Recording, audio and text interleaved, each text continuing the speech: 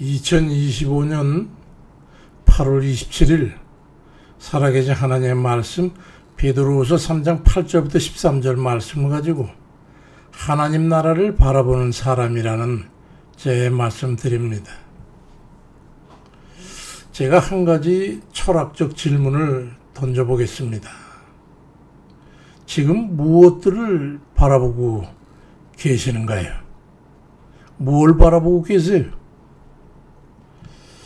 로댕이 생각하는 사람이라고 하는 조각상이 있지요. 생각하는 사람. 그거는 프랑스의 위대한 조각가, 위대하다고 할 것까지 없지만은 로댕이 자그마치 14년에 걸쳐가지고 1904년에야 겨우 완성한 대표적인 청동 조각상입니다. 이 조각상은 원래 그 로댕의 그 다른 아주 대작이죠. 그거는 하나의 이렇게 조각상 이런 게 아니고 지옥의 문이라고 하는 다형상 그런 조각을 하려고 한 그 지옥의 문이라는 일부로 이제 구상돼 가지고 그 지옥의 문 위에 그 문 위에 앉아 가지고 세상을 바라다보는 그런 대상으로서 이 생각하는 사람을 이제 지정을 했던 거죠. 이제 신곡에서 영감을 받아가지고 이루어진 건데, 그 생각하는 사람은 그 지옥의 문 위에 이렇게 걸터 앉아가지고 세상을 바라보면서 무슨 생각을 그렇게 심각하게 하게끔 하려고 그렇게 로댕이 했던 걸까 하는 그런 거지요. 이 로댕은 턱을 깨고 그리고 거기에 앉아서 사색에 잠겨있는 그 인간 황동 그 동상을 통해서 인간의 존재 가치 그리고 이유에 대해서 그리고 그 삶의 선택한 그 결과에 따라서 얻게 될 천국과 지옥의 처분에 대한 인간의 정신적 고뇌에 대해서 표현하고자 했다는 거예요. 강인하고 단단한 근육질의 그 몸매를 통해서 육체적인 힘과 정신적인 활동이 조화를 이루는 그 인간의 모습을 보여주면서 그렇듯 강인한 인간이라 할지라도 삶과 죽음이라고 하는 경계선에 서가 될 때에 창조주 하나님의 본뜻에 합당한 결론을 맺고 지다는 것은 여기서 말하는 질이라는 것은 쇠하고 사라지는 그 자연 섭리를 질정할 때 지다, 꽃이지다 하는 그런 이 지다에 얘기하는 얘기입니다. 거기에 이생의 마무리나 내생의 시작을 하는 그런 의미도 거기에 포함돼서 지다 그렇게 표현하는데, 그런 하나님의 본뜻에 합당한 결론을 맺고 인생을 질 수 있는 거냐, 그런 의문을 제기하고 있다는 거죠. 좀 매우 다양하고 철학적이고 아주 내재적인 그런 문제를 다뤘던 거죠. 생각하는 사람으로 상징되는 그 인간은 삶과 죽음이라고 하는 피할 수 없는 운명을 지닌 존재로서의 고뇌, 결국 존재로서의 소멸을 겪게 되는 유한적 그 운명을 어떻게 수긍할 수 있느냐는 그런 것을 심사숙고해한 걸 의미하고 있는 거예요. 좀 복잡한 얘기 같습니다만은 우리의 삶의 종교를 우리도 볼 수 있어야 한다는 거예요.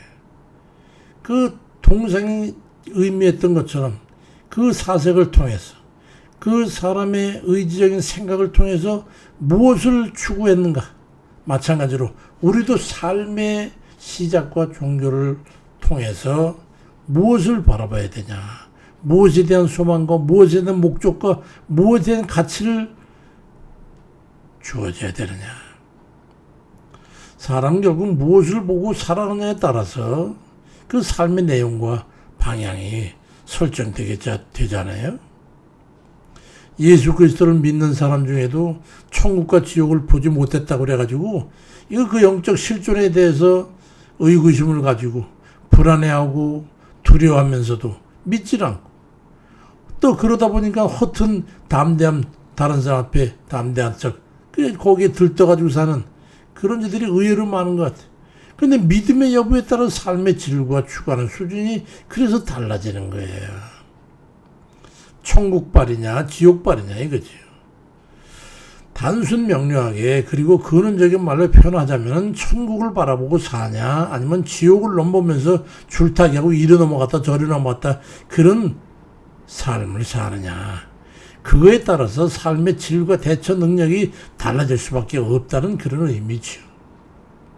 근데 그 많은 사람이 천국과 지옥에 대한 경험을 간주하고 있으면서 그 경험으로 인한 삶의 변화에 대해서 증언하고 있잖아요. 그런데도 불구하고 어떤 이는 지옥을 보고 두려움과 겸비를 체득하는 사람이 있는가 하면 어떤 이는 천국을 보고 극한적 고난 가운데서도 희망과 담대함을 가지는 그런 사람이 있잖아요.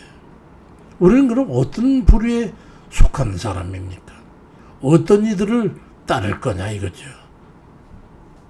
대표적인 사도라고 할 수 있는 사도 바울이나 베드로 사도 같은 이런 분들 하나같이 자신들이 갔다 온 천국에 대해서 증언하고 있어요. 주님께서는 그들이 특별한 분들이니까 천국을 보여주셨지. 두 분 사도의 그 간정적 고백을 들어보면요, 소망과 기대로 가득 차 있잖아요. 설사 죽음 앞에 이르러서 두려움이나 절망하지 않고 소망과 기쁨을 누리고 있는 그런 모습을 성경에 보면 적나라하게 기록되어 있지 않냐 말이죠. 그에 반해서 천국과 지옥을 보지 못했거나 확실하지 못하는 그런 이들은 불안과 두려움 속에 있으면서도 천국에 대한 소망이나 준비에 대해서 말씀 전하면 아주 싫어합니다. 듣기 싫어해요. 왜냐하면 두렵거든요. 본능적으로. 눈에 보이는 이 세상의 불확실성을 회피하고 눈과 귀를 통한 감각적 경험에만 의존해가지고 거기에 안주하고 싶기 때문에. 근데 그게 사실이면 좋은데 그렇지 않고 불확실하대. 불신의 불확실성은 더 큰 거거든요. 믿음의 불확실성은 적지만은 천국을 보는 사도들의 믿음의 증언을 귀담아 들어야 합니다.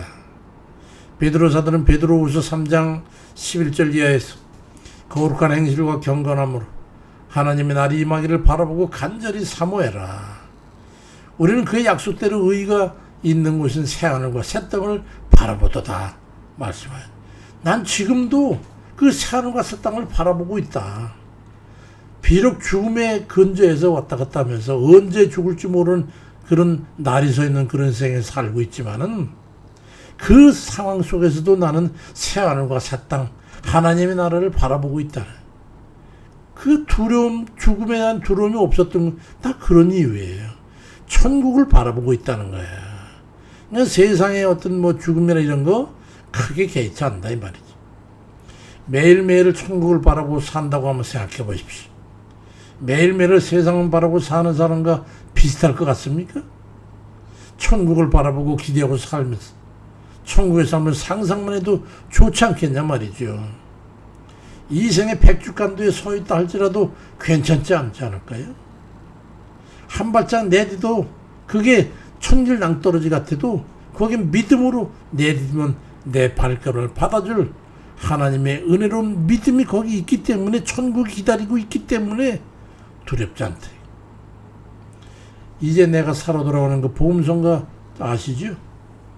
오래전 복음성가지만 이제 내가 살아도 주 위에 살고 이제 내가 죽어도 주 위에 죽네. 그러므로 나는 사나 죽으나 주님 것이고 사나 죽으나 사나 죽으나 나를 위해 피 흘리신 내 주님의 것이라고 하는 그 복음성가의 고백처럼 말이죠. 엉망진창의 세상 바라보는 눈길을 들어서 그 눈길을 돌려 천국을 바라보면서 살아내시길 바랍니다. 그래야 세상을 이길 수가 있어요. 이 모진 인생을 어떻게 살아갑니까? 그런 믿음 아니고서야. 사도 바울도 고린도후서 12장 2절 4절에서 내가 그리스도 안에 있는 한 사람을 아는데 그는 14년 전에 셋째 하늘에 이끌려간 자라. 그 낙원으로 이끌려서 말로 표현할 수 없는 그런 말을 들었으나 사람이 가히 이르지 못할 말이라고 증언합니다. 놀라운 하나님의 말로 표현할 수 없지만 좀 놀라운 그 환희에 찬 그런 고심을 그건 증거하고 있어요.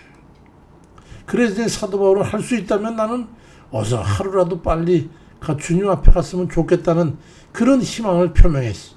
고린도후서 5장 8절에 우리가 담대하여 원하는 게 있다면 차라리 지금 현재 몸을 떠나서 주와 함께 있는 그것이라고 천국에 대한 소망을 피력하고 있어.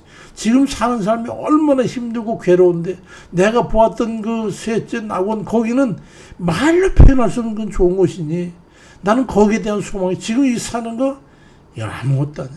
이건 허상에 불과하다는 것은 그걸 알았단 말이야. 천국을 바라보고 그럼 죽음마저도 사모하며 살았던 거란 말이야. 우리는 그만한 믿음 없을지라도 최소한 천국을 바라보면서 희망을 가지고 살아야 되지 않겠냐 이 말이죠. 믿음을 가지고 천국을 바라보며 삶을 살아가시길 바랍니다. 바라본다고 하는 것은 그 보는 것에 대한 소망을 갖게 되잖아요. 천국은 어쩔 수 없거나 또는 마지못해서 가는 그런 곳이 아니에요. 믿음을 가지고 간절히 사모하는 그런 이들을 위해서 하나님이 예비해 놓으신 것이거든요. 숨겨진 낙원. 우리는 그것을 바라보면서 살아야 되는 사람들이에요. 눈길 돌려서 세상 걸 바라봐야 그건 다 헛거예요. 이번 밤에도 주님 만나면 얼마나 기쁠까.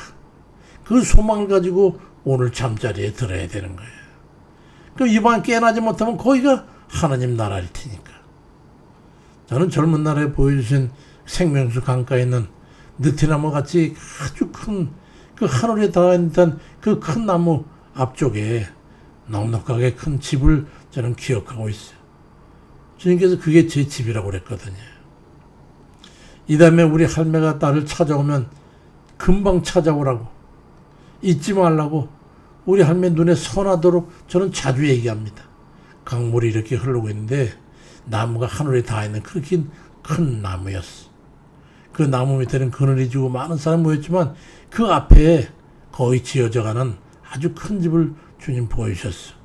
기와집 비슷한 그런 형체인데 아마 거기 오면 알 수 있을 거야. 그 큰 나무가 바로 그 앞에 집이니까.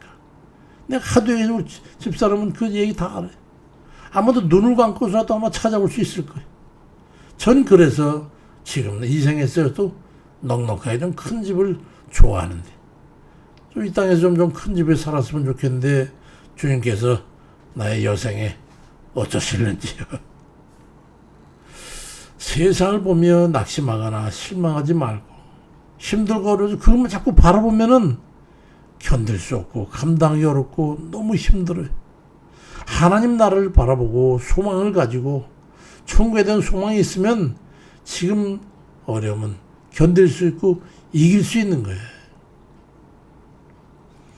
하나님 나라를 보면 소망을 가지고 하루하루 위로받고 힘을 내며 살아가는 그런 모든 복된 이들 다 되시길 주의 이름으로 축원드립니다.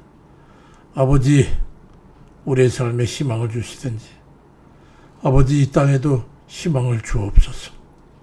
주님 의지합니다. 예수 이름으로 기도드립니다.